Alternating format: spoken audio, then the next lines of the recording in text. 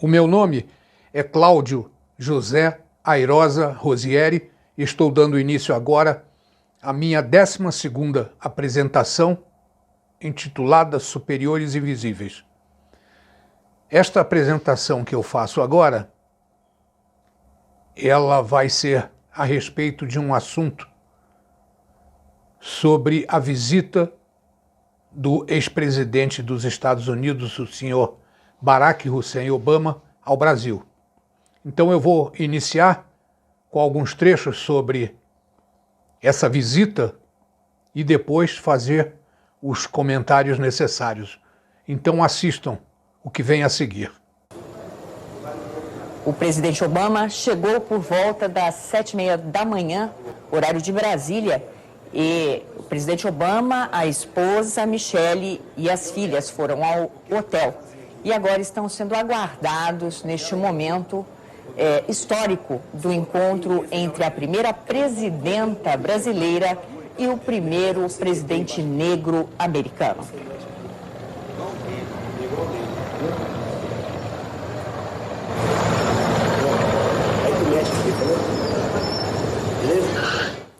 Todo um esquema de segurança foi montado na cidade de Brasília para receber o presidente Obama, que faz a sua primeira visita à América do Sul.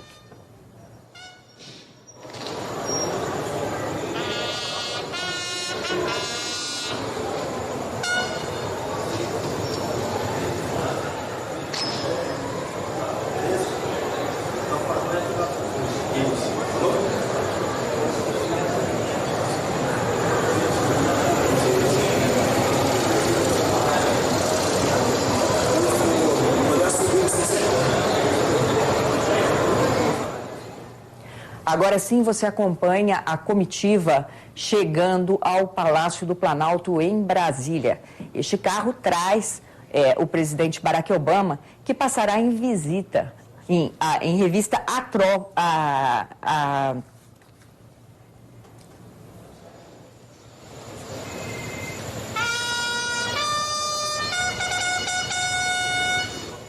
ele desce do carro,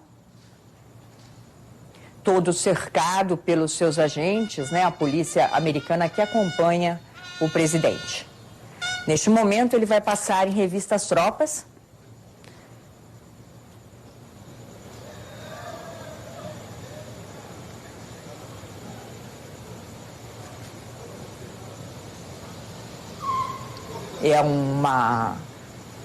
Ele acompanha, faz a revista As Tropas. Essa é uma cerimônia que acontece sempre que um chefe de Estado visita o país. Acompanhe, veja, você pode observar os dragões da independência e o presidente Obama passando em revista .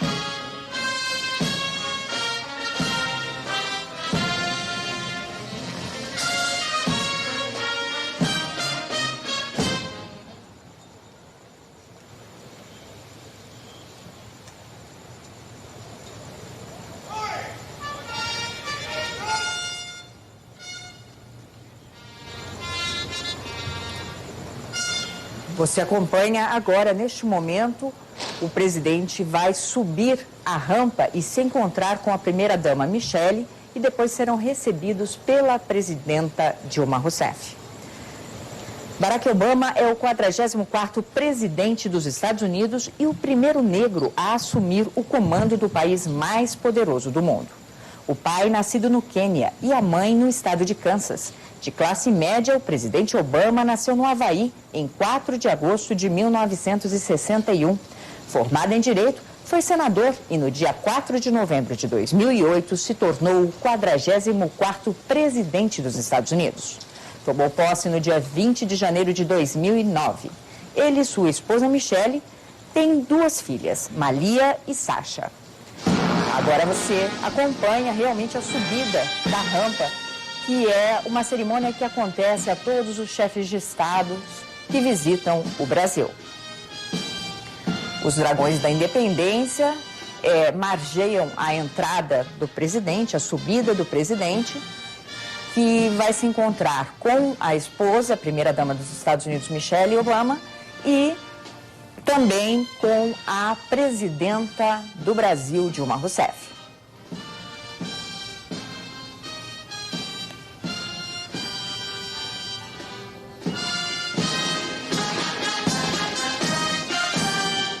Este é um momento histórico. A primeira presidenta eleita do Brasil recebe o primeiro presidente negro eleito nos Estados Unidos, Dilma Rousseff e Barack Obama.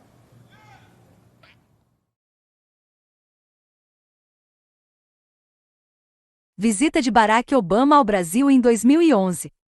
O presidente dos Estados Unidos, Barack Obama, visitou o Brasil entre os dias 19 a 20 de março de 2011, a fim de buscar novos tratados comerciais entre Brasil e Estados Unidos. Obama partiu de Washington, D.C., na noite de sexta-feira, dia 18 de março, acompanhado da esposa Michelle Obama, das filhas Malia e Sasha e da sogra Marianne Shields Robinson. Os Obama chegaram em Brasília às 7 horas e 42 minutos.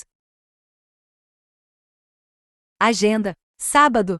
Acompanhado da mulher, das filhas e de uma comitiva de cerca de 800 pessoas, Obama embarca em Washington, D.C., e desembarca em Brasília, sendo recebido pela presidente Dilma Rousseff. Após almoço no Itamaraty, se reúne com empresários. Às 18 horas e 20 minutos embarca para a cidade do Rio de Janeiro. Domingo. Obama visitou a estátua do Cristo Redentor pela manhã e depois seguiu para a Cidade de Deus, onde conheceu uma UPP e projetos sociais. À tarde, ele discursou para uma plateia de 800 pessoas no Teatro Municipal do Rio de Janeiro, na Cinelândia. Discurso no Rio de Janeiro. Inicialmente estava previsto que o presidente Barack Obama iria dar um discurso aberto ao público na Cinelândia, que estava programado para ocorrer em 20 de março de 2011, que foi cancelado após os alertas que o Serviço de Inteligência dos Estados Unidos recebeu após monitoramento das redes sociais. Em vez do discurso aberto ao público, Obama discursou no Teatro Municipal do Rio de Janeiro do Rio de Janeiro. A segurança do presidente contou com a participação de 500 homens das Forças Armadas que se posicionaram no entorno do local. O controle e a varredura interna ficou sob responsabilidade exclusiva da Polícia Federal do Brasil. Bom, Rio de Janeiro se prepara para a visita do presidente americano neste fim de semana, mas o discurso de Barack Obama na Cinelândia, onde estariam 35 mil pessoas, pode ser cancelado pelo governo dos Estados Unidos. Obama deve falar então para convidados dentro do Teatro Municipal. O motivo do cancelamento seria a crise na Líbia. A repórter Aline Prado está na Cinelândia. Bom dia, Aline. Está confirmada a mudança do local do discurso do presidente Obama? Olá, Luana, bom dia. Nesse instante, os funcionários do consulado acabaram de confirmar que está assim cancelado o discurso do presidente dos Estados Unidos, Barack Obama, que ocorreria aqui na Praça da Cinelândia. O local ainda não está confirmado, provavelmente será no Teatro Municipal, apenas para um público seleto. Muitas mudanças que deveriam ter acontecido ainda não ocorreram, como a modificação, alterações no trânsito aqui no centro da cidade, com algumas ruas fechadas. Os comerciantes também deveriam ter sido notificados para fechamento do comércio, assim como o palco deveria ser montado. A estrutura, que nós podemos ver desse outro lado, a estrutura estava começando a ser montada, não foi montada. Contudo, a segurança ainda está confirmada. Nós vemos do outro lado da rua, ao lado da Biblioteca Nacional, um blindado do Exército que está já posicionado aqui de prontidão.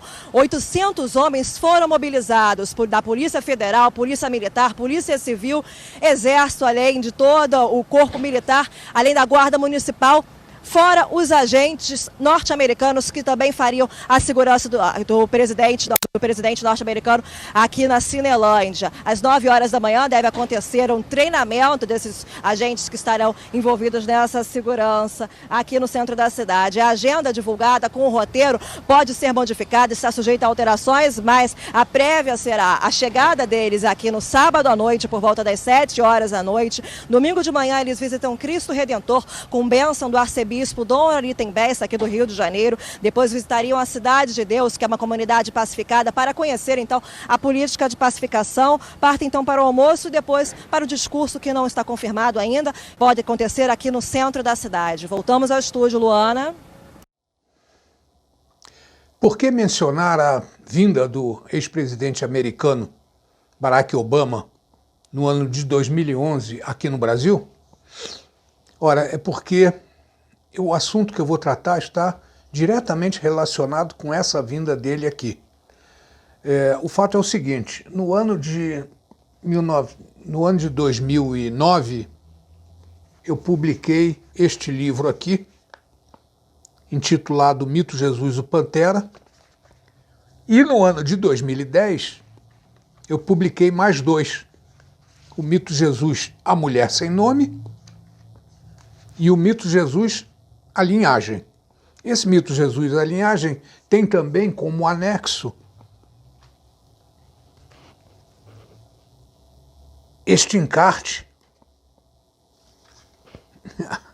como eu coloquei a foto do Obama justamente no centro do cacho de uvas, porque ele é o presidente atual, na época em que eu escrevi o livro. E esse encarte na realidade, é uma genealogia.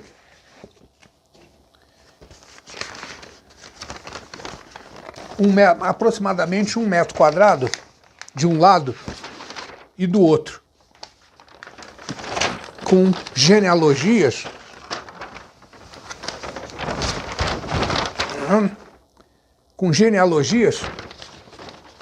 dessa turma toda que se encontra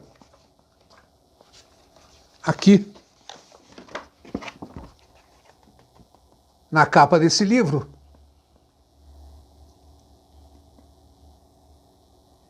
E muitas outras mais. Ali são aproximadamente 2 metros quadrados, com genealogia de todas essas pessoas que estão aqui na capa e muitas outras mais, incluindo, é lógico, o Obama, né? Então, eu no ano de 2010, eu estava na cidade onde eu moro e eu ia para o Rio para fazer reforma de uma casa na Tijuca, no bairro da Tijuca. E então, como eu editei esses 3 livros aqui, e eu os colocava em várias livrarias, e eu às vezes precisava visitar essas livrarias e repor livros que haviam sido vendidos. Então eu levei uma quantidade de livros para o Rio, e quando estava em São Lourenço, aproveitando que eu ia para o Rio, eu peguei alguns desses livros aqui, alguns conjuntos desses livros, são 3 livros e mais esse encarte genealógico, e desses 3 conjuntos, eu fiz 3 dedicatórias, para que a minha intenção era, chegando ao Rio, ir ao consulado americano e entregar um conjunto de livros com dedicatória para o ex-presidente dos Estados Unidos, George Herbert Walker Bush. Outras dedicatórias eu fiz para o atual, que na época era o atual presidente, o Barack Obama, e fiz outro conjunto de livros com dedicatória para Sua Majestade a Rainha Elizabeth. A minha intenção era, chegando ao Rio, ir ao consulado da Inglaterra e consulado do americano, dos Estados Unidos, para entregar, para que fossem esses livros entregues a essas pessoas. Já que o livro, na realidade os 3 livros, estão relacionados diretamente a eles. Bom, eu chegando ao Rio, comecei a trabalhar, mas não tive tempo logo de início de fazer essa entrega nos devidos consulados. E durante o período que eu estava lá, eu passei 6 meses lá, de janeiro a junho. Em março, o presidente Obama veio ao Brasil. E aí surgiu a oportunidade e eu peguei o conjunto de livros, esses 3 conjuntos de livros, com dedicatória para o Obama, para a Rainha Elizabeth e para o George Herbert Walker Bush, e levei comigo. E a minha intenção era entregá-los nos devidos consulados, e fui ao consulado americano. Entrei lá, me receberam, e falei do que se tratava, a minha presença lá, que eu queria deixar esses livros para eles, para que pudesse, já que o presidente Obama estava vindo ao Brasil, então eu queria o favor de deixar esses livros lá para que fossem entregues ao Obama, e ao mesmo tempo ia deixar um outro conjunto para que fosse entregue ao ex-presidente Bush. Mas a resposta dele foi, a resposta das pessoas lá no consulado foi de que não era possível, eles não poderiam aceitar, que o processo que eu deveria fazer é colocá-los no correio endereçado à embaixada. Aí o que eu fiz? Peguei o endereço da embaixada direitinho, voltei para casa, desisti de ir no consulado da Inglaterra para mandar os livros para Sua Majestade a Rainha, porque provavelmente iam falar a mesma coisa. Então eu peguei o endereço direito da embaixada, correto, da embaixada do consulado americano, que fica ali perto da Rua México, pertinho da Cinelândia, e voltei para casa. Mas nesse trajeto que eu estava indo para casa, eu ia pegar o metrô, que é justamente a estação do metrô ali na Cinelândia, e eu vi uma confusão na Cinelândia, confusão de empresas de comunicação como a TV Globo e outras montando um aparato, estavam montando com carros de som, montando alto-falante, e montando também arquibancadas, uma série de coisas, um auê ali. E perguntando, aí me disseram que era que isso aí seria para a vinda do Obama, que o Obama estava programado para fazer um discurso público na Cinelândia, em frente, do lado de fora do Hotel Municipal, para o público em geral, em frente ao Hotel Municipal, ao Teatro Municipal do Rio de Janeiro. Então, eu falei, bom, ótimo. Isso era o quê? Eu não me lembro direito se era uma terça ou se era uma quarta-feira. O presidente Obama deveria chegar ao Brasil no sábado de manhã, em Brasília, e no final do sábado ele viria para o Rio de Janeiro para fazer esse discurso. Parece que na parte da tarde, no domingo. E eu estava ali cruzando esse dia confuso ali, montando aquele negócio todo, aquele aparato todo para ir para o discurso dele na Cinelândia. Isso era uma terça-feira, talvez, ou quarta, eu não me lembro. Bom, passei por ali, peguei o metrô, voltei para Tijuca e antes de ir para casa, eu procurei uma agência de correio e enviei pelo correio um conjunto apenas que seria para o Obama, já que ele vinha para o Brasil. Eu falei, bom, a embaixada americana vai receber isso daqui a 1 ou 2 dias, com certeza. Isso era uma terça ou quarta-feira, ele só iria chegar no sábado, com certeza na quarta, na quinta ou na sexta, a embaixada receberia isso via correio. E eu fiz isso, entreguei e fui para casa. A minha surpresa foi que, na sexta-feira, à noitinha, não me lembro que horas, eu ouvi a notícia de que a notícia de que o discurso público que o presidente Obama iria fazer havia sido suspenso e teria sido e foi passado para dentro do Teatro Municipal com um público selecionado. Ou seja, não haveria mais o discurso público para o público em geral na Cinelândia. Eu achei estranho aquele negócio. Por que será que, de repente, de uma hora para outra mudou, né? Falei, pô, não é possível que tenha sido por causa desses meus livros aqui, que pelo fato da dedicatória que eu, ou dos livros, ou da dedicatória que eu fiz, que eu vou mostrar para vocês daqui a pouco. Mas com certeza não foi por isso. E depois eu vi que havia um conflito no Líbano, e no sábado ele ordenou que as Forças Armadas fossem em frente com esse conflito lá do Líbano. Então, pô, se ele, no sábado, ordenou isso e foi lá de Brasília, com certeza ele já veio dos Estados Unidos com isso planejado, né? Provavelmente sim, porque eu não acredito que esses meus livros possam ter causado tanto preocupação para um presidente dos Estados Unidos e para os seus agentes de segurança. Isso, não acredito nisso.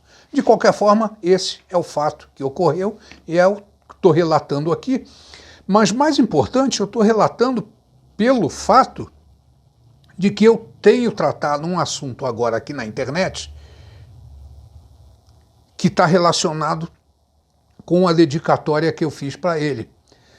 Porque eu tenho dito que o que esses dominadores globais estão de olho no Brasil não é minério, não é ouro, esse negócio. Isso tudo, sim, é muito importante, claro, mas isso é um motivo colateral. O motivo mais importante é alguma coisa que tem no Brasil, que eu ando explicando, eu não posso falar aqui, porque as pessoas precisam pegar o assunto desde o início para poderem compreender, mas o fato é que é sobre este assunto que eu fiz a dedicatória no livro. E eu vou mostrar para vocês agora, e quem quiser saber o que esses dominadores globais querem no Brasil, então eles terão que assistir às minhas apresentações anteriores, pelo menos a de número 8, que é origens, são as origens financeiras e místicas do nazismo, depois o capítulo 9, e depois, em seguida, o capítulo 11. Esses 3 capítulos são muito importantes, são mandatórios. Quem quiser entender o que eu estou falando, o que eu vou falar ali, o que eu vou ler das dedicatórias que eu fiz para Sua Majestade a Rainha, para o ex-presidente já falecido Bush e para o Obama, quem quiser entender, tem que obrigatoriamente passar por esses 3 capítulos, 8, 9 e 11. Ok? Então vamos lá. Eu vou agora pegar o livro e ler, para mostrar os 3 livros, a dedicatória e ler. É lógico que as dedicatórias feitas para o ex-presidente Obama, então presidente na época, essas eu não posso apresentá-las aqui porque os livros foram enviados para ele. Então, como vocês podem ver aqui na tela, é a dedicatória do livro O Mito de Jesus e Pantera. Esta é a dedicatória que eu fiz para o ex-presidente Bush, que hoje já é falecido. Com honra e estima, ofereço este humilde e simples trabalho para o Filho de Deus, Filho do Fogo ou Filho da Ressurreição, o grande descendente da linhagem sanguínea Graal Anunnaki e alma de Manassaputra, o Sr. George Herbert Walker Bush e família. Cumprimentos, o autor. São Lourenço, 27/10/2010. PS. Envie meus cumprimentos ao primeiro, seu grande chefe Manasaputra, o rei sacerdote Melquisedeque, com a minha esperança da vinda breve da ordem mundial de Enki. Em seguida, nós vemos aqui agora a mesma dedicatória no livro O Mito Jesus, A Mulher Sem Nome. As dedicatórias para Sua Majestade a Rainha são nos dois livros são exatamente iguais e em seguida seguem os parentescos do Obama. Um deles, inclusive, feito por ele próprio numa campanha eleitoral, onde ele afirma ser primo do famoso Dick Cheney, que foi vice-presidente do Bush.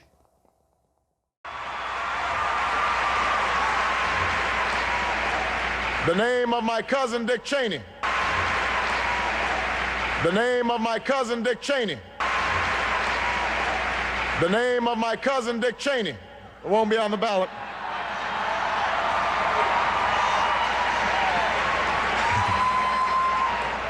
That was embarrassing when that news came out.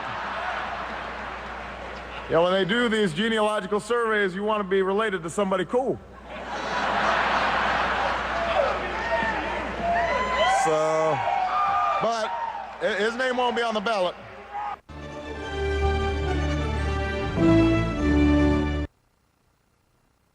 Now that we know Vice President Dick Cheney and Senator Barack Obama are distant cousins, the New York Post decided to check into the genealogy of President Bush, and his family tree has people talking. Early Show national correspondent Tracy Smith has the story of George W. Bush's many relations. My honor to bring to you the 41st president, a great dad, George H.W. Bush. We all know his father, but what about his cousins? Check out this family tree, done with research by Ancestry.com. What would you say if I told you he's related to all of those people? You're wrong. Oh, no, I'm not. Let me take you through this, branch by branch. The 101st Airborne Division, air assault. Vice President Dick Cheney, the man who's only a heartbeat away from the presidency, is actually a blood relation. He's President Bush's 9th cousin once removed. Cheney's cousin Barack Obama is also Bush's 11th cousin and the 9th cousin of Brad Pitt. But we're only just getting started. President Lincoln was President Bush's 7th cousin 5 times removed, and Bush shared more than just a ballot with John Kerry. That's right, they're 9th cousins twice removed. Really? What do you think of that? Yeah, they have the same chin. There's also royalty in the Bush bloodline. Princess Diana was Bush's 11th cousin twice removed. And then there's this bombshell. Happy birthday, Mr. President. Sure, she may have been singing to JFK, but what about GWB? He is, after all, her 9th cousin 3 times removed. Maybe it's the eyebrows. You think the They have the same eyebrows? He's also related to Playboy founder Hugh Hefner, even Pocahontas, and Vlad the Impaler. Trace the family tree far enough, and you get Madonna, Celine Dion, and Tom Hanks. Minha mãe sempre dizia, a vida é como uma caixa de bombons. Você nunca sabe o que vai encontrar. After all, genealogy can sometimes be like a box of chocolates. You never know who you're going to get. For The Early Show, Tracy Smith. No relation to George Bush that I know of. CBS News, New York. And of course, Barack Obama has said he doesn't think he and Cheney are kissing cousins, but Brad Pitt says if it's true, he's in great company. Agora, expandindo um pouco este assunto genealógico apresentado no encarte genealógico daquele meu livro, todos esses personagens aqui são também parentes, adivinha de quem? The New England Genealogy Society confirms that 19 U.S. presidents are descendants of King Edward III of England. Like European royalty, America's blue bloodlines are maintained through intermarriage. George W. Bush is descended from several kings of England and Scotland. He is also a distant cousin of Queen Elizabeth II of England.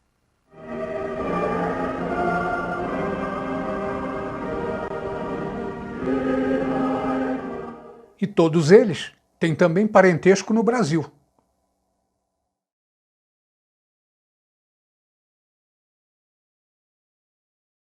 Osório Duque Estrada. Joaquim Osório Duque Estrada foi um poeta, crítico literário, professor e ensaísta brasileiro. Seu primeiro livro, um livro de poemas, foi Alvéolos, 1886. Conhecido pela autoria da letra do Hino Nacional Brasileiro, e sua atividade de crítico literário na imprensa brasileira do início do século XX. Foi membro da Academia Brasileira de Letras. Seu poema de 1909, em versos decassílabos, foi oficializado como letra do Hino Nacional Brasileiro por meio do Decreto número 15.671, do presidente Epitácio Pessoa, em 6 de setembro de 1922, véspera do centenário da independência do Brasil. Biografia. Biografia. Duque Estrada nasceu no então município de Vassouras, no sul do estado do Rio de Janeiro. Foi eleito em 25 de novembro de 1915 para a cadeira número 17 da Academia Brasileira de Letras, na sucessão de Silvio Romero. Foi recebido em 25 de outubro de 1916 pelo acadêmico Coelho Neto. Era filho do tenente-coronel Luiz de Azeredo Coutinho Duque Estrada e de Mariana Delfim Duque Estrada. Era afilhado do general Osório, Marquês do Herval. Retrato e assinatura do poeta.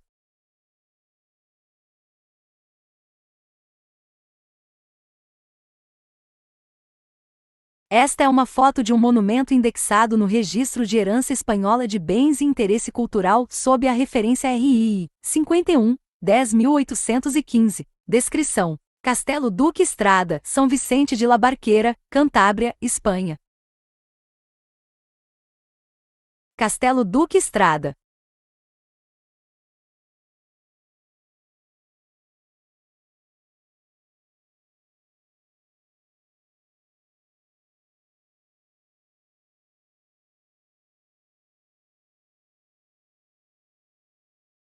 Corografia portuguesa e descrição topográfica do famoso Reino de Portugal, com as notícias das fundações das cidades, vilas e lugares que contém, varões ilustres, genealogias das famílias nobres, fundações de conventos, catálogos dos bispos, antiguidades, maravilhas da natureza, edifícios e outras curiosas observações.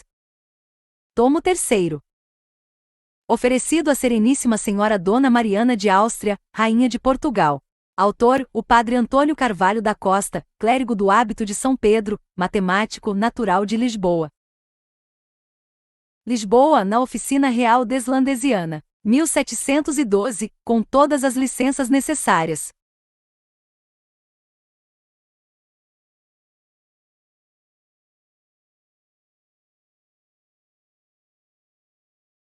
Página 607.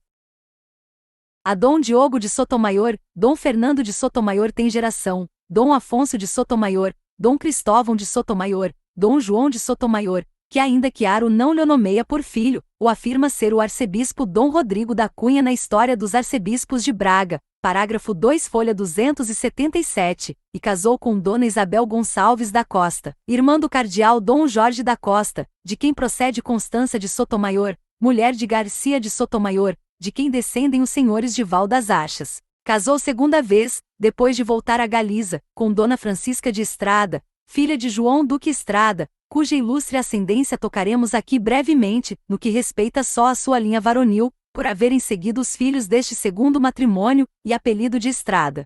Era João Duque de Estrada, cavaleiro principal de Castela, filho de Álvaro Gonçalves Duque, e de sua mulher Dona Úrsula Lopes de Mendonça, irmã de Diogo Furtado de Mendonça, adiantado de Castela, neto de Gonçalo Duque de Estrada, e de sua mulher Dona Messia de Valdis, irmã do conde Dom Diego de Valdis, bisneto de João Duque de Estrada, e de sua mulher Dona Aldonça Laszlo de La Vega, terceiro neto de Fernão Duque Estrada, e de sua mulher Dona Elvira de Zevalos, filha de Gomes Pérez de Ayala, quarto neto de Fernão Garcia Duque de Estrada, cavaleiro da Ordem da Banda, e de sua mulher, senhora da Casa de Noriega, quinto neto de Fernão Dias Duque de Estrada, também cavaleiro da banda, sexto neto de Diogo Duque de Estrada, sétimo neto de João Duque de Estrada, oitavo neto de Favila Paz, Duque de Estrada, e de sua mulher Dona Toda Sanches de Rojas, da Casa de Pesa, nono neto de João Duque de Estrada, e de sua mulher Dona Branca de Cantábria, da Casa dos Príncipes.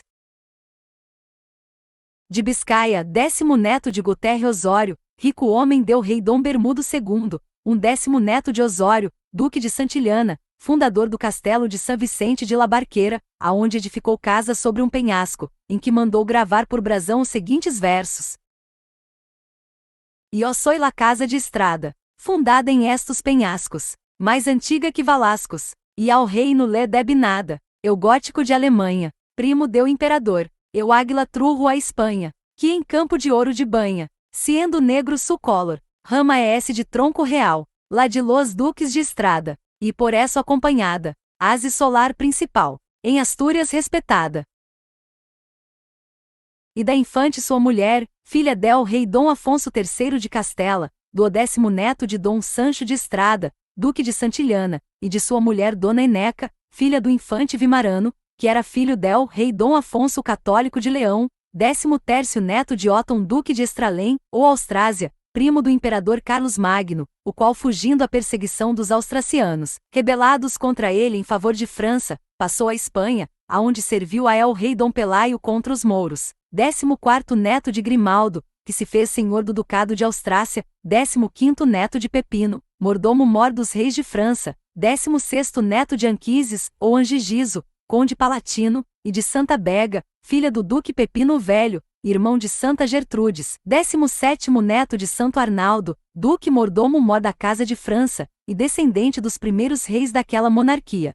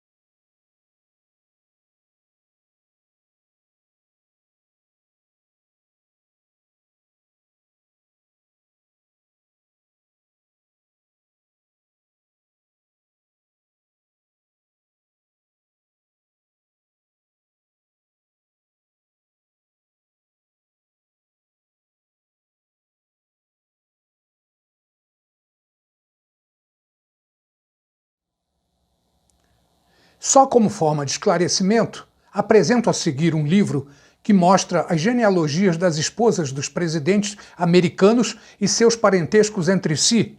Isso para demonstrar que, se é possível conhecer as genealogias de esposas de presidentes, com mais razão e facilidade podemos encontrar genealogias de presidentes e muitas outras pessoas. E se vocês observarem o que é dito na sinopse, verão que essas descendências, na grande maioria, procedem do imperador Carlos Magno, que era filho de Pepino o Baixo, que era filho de Carlos Martel, que por sua vez era filho de Pepino o Gordo de Heristal, de quem descende a linhagem legítima deste com sua legítima esposa Plectrudes, que passa por Grimoaldo, seguindo em diante para todos os descendentes seguintes, incluindo os Duque Estrada, os Sotomayor, que possui família em São Lourenço, que deu o nome do estádio de futebol Jaime Sotomayor, e também, provavelmente, do Nelson Piquet, que é filho de Estácio Gonçalves Sotomayor. Todos são, portanto, descendentes merovingios, a primeira dinastia francesa. Uma genealogia das esposas dos presidentes americanos e suas duas primeiras gerações de descendência. A genealogy of the wives of the American presidents and their first two generations of descent. Craig Hatt. Sinopse: de Martha Washington a Laura Bush, a esposa de cada presidente dos Estados Unidos encontrou seu lugar na história, muitas vezes estabelecendo tendências e fazendo um trabalho importante para a nação. Este trabalho de referência traça a linhagem das esposas de todos os presidentes, dispostas alfabeticamente de Abigail Adams a Jane Wyman. A genealogia revela que algumas das mulheres estão conectadas umas às outras através da ancestralidade comum, às vezes até mesmo através do sangue real. Por exemplo, as linhagens sanguíneas de Laura Bush e Abigail Adams se juntam ao rei Henrique II, e podem então ser rastreadas ao rei Pepino, o Curto, nascido em 714. Vários outros podem ser rastreados até o rei João, Guilherme, o Conquistador, Carlos Magno e Lady Godiva. Claramente organizada e fácil de usar, a obra inclui não apenas antepassados, mas filhos, listando filhos e netos para cada mulher. Datas de nascimento, morte e casamento de antepassados, filhos e netos estão incluídas onde se sabe. Agora, ainda conversando sobre Obama, mas mudando o assunto, rola pela internet, ou pelo menos rolava alguns anos atrás, uma fotografia do Obama, bem mais novo, antes de ser presidente, com seus avós num banco no Central Park. A foto é esta que está aqui na tela e vamos fazer algumas análises a respeito dela, ok? Esta é a foto original e agora vemos a mesma foto ampliada. Os comentários são os seguintes: é alegado que essa foto foi tirada no Central Park, na cidade de Nova York, quando da graduação de Obama na Universidade de Columbia, em 1983. Entretanto, na mão esquerda de Obama há uma aliança de casamento. Considerando que ele se casou com Michelle em 18 de outubro de 1992, esta aliança inviabiliza a data da foto como sendo da sua formatura na Universidade de Columbia em 83, a menos que Obama tivesse um casamento anterior ao de Michelle, ou que por algum motivo gostasse de usar a aliança na mão esquerda. Por outro lado, como o avô de Obama, Stanley Armour, ao seu lado, morreu em 8 de fevereiro de 1992, esta foto só poderia ter sido tirada antes de 8 de fevereiro de 1992, pelo menos 8 meses antes do casamento de Obama com Michelle, o que novamente não justifica a aliança na mão esquerda. Agora, de qualquer forma, o mais importante na foto é o braço do avô de Obama, que encontra-se disposto para baixo, completamente na vertical, impossibilitando a posição da mão no ar por cima do ombro esquerdo de Obama.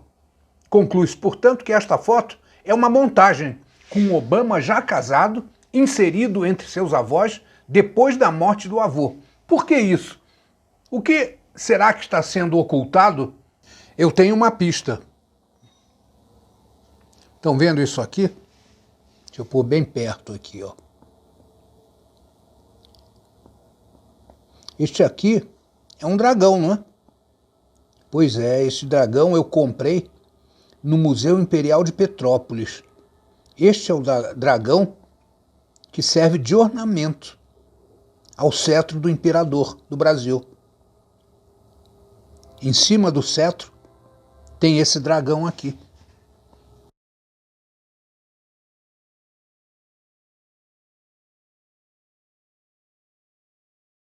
Cetro imperial. O cetro imperial era uma das joias da coroa do Império Brasileiro, e logo, símbolo do poder do imperador. Era utilizado em cerimônias solenes, a exemplo da coroação dos imperadores brasileiros, a de Dom Pedro II e a de Dom Pedro I, e a abertura e fechamento da Assembleia Geral. Foi confeccionada pelo ourives Manuel Inácio de Loyola. A peça, que mede 2,5 metros, é inteiramente feita em ouro e diamantes, com a sua ponta apresentando a serpe imperial, símbolo dinástico da Casa de Bragança. Se encontra hoje no Museu Imperial em Petrópolis. Souvenir do cetro imperial comercializado na loja do Museu Imperial pela Sociedade de Amigos do Museu Imperial, SAMI. Agora vem uma coisa importante, hein? Serpe. Serpe. Uma serpe, em inglês, wyvern ou wyvern, derivada da palavra francesa uivre, víbora. É todo réptil alado semelhante a um dragão, geralmente representado com uma cauda terminada com ponta em forma de diamante ou flecha. Representação medieval de uma serpe na história de São Jorge e o Dragão, de Paolo Uxello. A serpe, nas suas mais variadas formas, é bastante representada na heráldica medieval, aparecendo frequentemente como mascote de escolas e equipes desportivas, principalmente nos Estados Unidos, Reino Unido e Canadá. É também uma criatura popular na literatura europeia, em videojogos e na fantasia moderna. Ao contrário dos dragões de 4 patas na heráldica e no folclore, a serpe raramente cuspia fogo. Eu visitei o museu e em seguida eu fui no escritório da curadoria. Só de malandragem, né? Perguntar para eles se eles sabiam o significado disso. Eles falaram, não, isso aí é simplesmente um ornamento, não tem assim um significado, quando muito talvez um símbolo de realeza, mas não passa de um ornamento. Eu falei, tá bom, era o que eu queria saber de vocês. Pessoal ingênuo, né? Já viu os dominadores globais fazerem alguma coisa sem deixar rastro através da simbologia deles? Bom, isso aqui é um dragão. Curioso, né? Porque dragão é uma palavra grega, drakon, que significa serpente. Não podemos nos esquecer que no Éden tinha uma serpente. E por falar no Jardim do Éden e na serpente do Jardim do Éden, façamos uma visita ao Vaticano.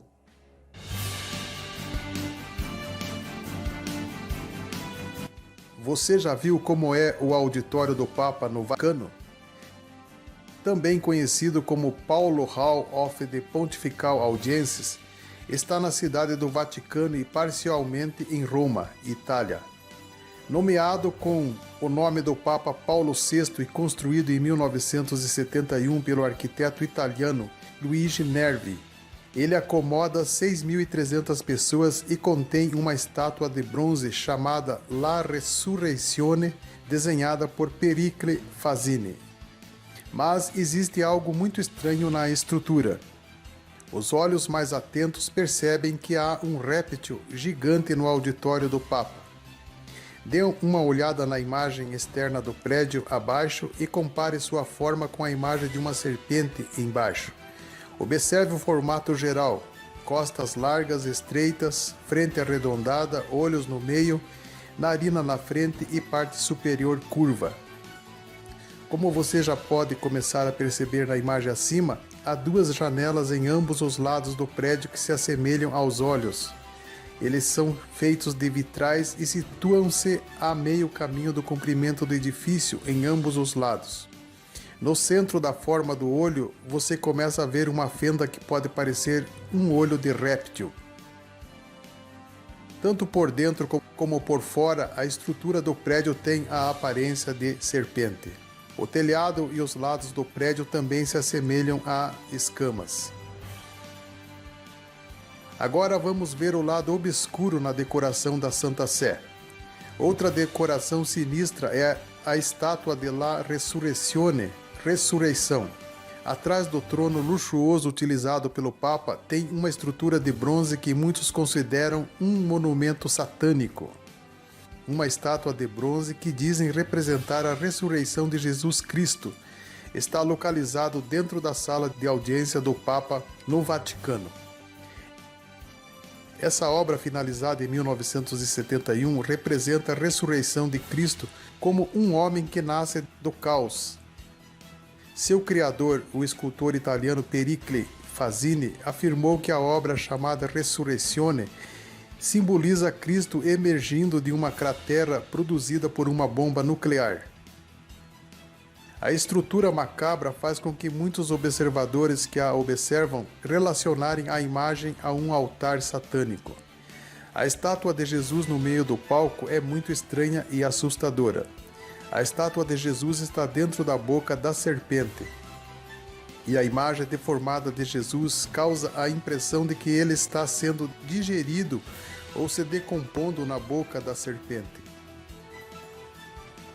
O design do projeto foi construído de tal forma que o Papa parece estar falando de dentro da boca de um réptil. Não é muito estranho ver o Papa falando de dentro da boca da serpente, como se ele fosse a voz da serpente? Mas qual seria o real motivo que levou a criar um monumento tão sombrio e tenebroso desse? E este dragão aqui é o mesmo desses dragões que estão em Londres, rodeando a cidade de Londres. Tem, se não me engano, 12 ou 13 dragões desses em torno da cidade de Londres. Será que isso tem algum significado? Eu digo a vocês, isso é uma evolução heráldica disso que eu vou mostrar para vocês aqui agora, desse Uxungal, que se encontra, uma placa em terracota, que se encontra no Museu Britânico. Vejam só. Isso aqui é uma evolução heráldica do original dragão Uxungal, que se encontra no Museu Britânico atualmente. Ok? Que é esse que está aqui na tela que vocês estão vendo agora.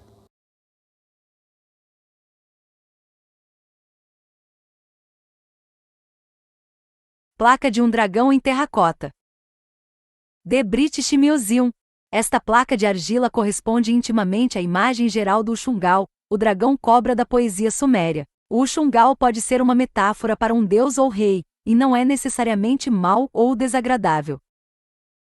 A serpente dragão tem chifres, corpo e pescoço de cobra, patas dianteiras de leão e patas traseiras de pássaro. É representado na arte de 2300 a.C., aos últimos séculos a.C., como um símbolo de vários deuses ou como um híbrido de proteção mágica. Foi identificada como o Mushushu, acadiano ou cobra furiosa. É mais conhecido como a criatura de Marduk, o deus da Babilônia. Quando a Babilônia foi conquistada pelo rei assírio Senaqueribe, reinou 704 a 681 a.C., o motivo foi trazido para a Síria como uma besta simbólica do deus Estado Ashur. Placas como essas eram produzidas em massa em moldes. Muitos mostram cenas da vida privada, bem como imagens de deuses e sua adoração. Eles podem ter sido destinados à veneração ou entretenimento privado.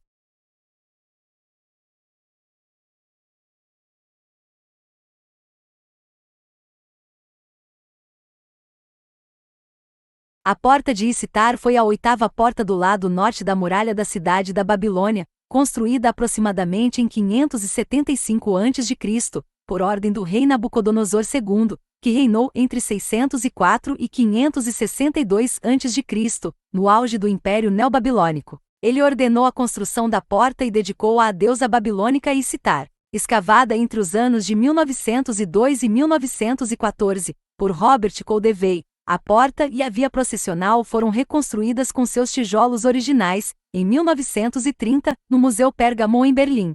Os tijolos da porta estão cobertos por um esmalte azul destinado a representar o lápis lazuli, uma pedra semi-preciosa azul escura que era reverenciada na antiguidade devido à sua vibração. Na frente da porta tem um desenho esculpido em baixo relevo com um padrão repetido de imagens de dois dos principais deuses do panteão babilônico. Marduk, a divindade nacional e deus principal, é retratado como um dragão com uma cabeça e caudas semelhantes a uma cobra, um corpo escamado de um leão e garras poderosas nos pés traseiros. Marduk era visto como o divino defensor do bem contra o mal e os babilônios frequentemente buscavam sua proteção.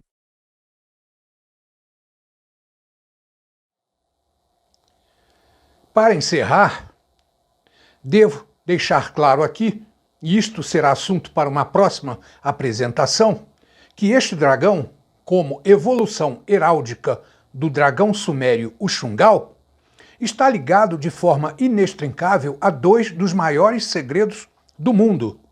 Segredos que, devidamente esclarecidos, mudarão completamente a nossa forma de pensar com relação ao mundo atual. Porque este dragão é o fio de Ariadne que nos conecta ao mundo antigo, por intermédio dos segredos por ele encerrados, que são, em primeiro lugar, o verdadeiro significado da palavra Messias. E, em segundo lugar, o verdadeiro significado do ritual de maior importância da religião católica, o ritual da Eucaristia. A Santa Eucaristia. O Globo, prosa e verso, página 1, edição 13 de maio de 2006, impresso 12 de maio de 2006, 2 horas e 23 minutos, 13 de maio de 2006, matutina, prosa e verso, página 1. Chegada de best-seller ao cinema provoca nova onda de títulos em torno da trama, Da Vinci.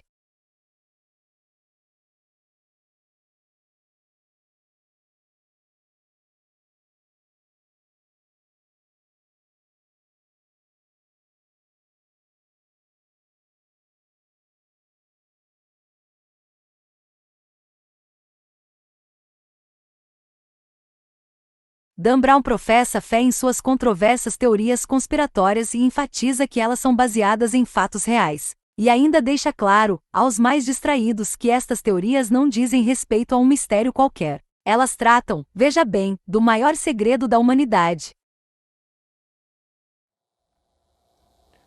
Resumindo, dragão, Messias e Eucaristia estão interligados pelo que há de mais misterioso e secreto nos fundamentos da nossa civilização. Muito obrigado.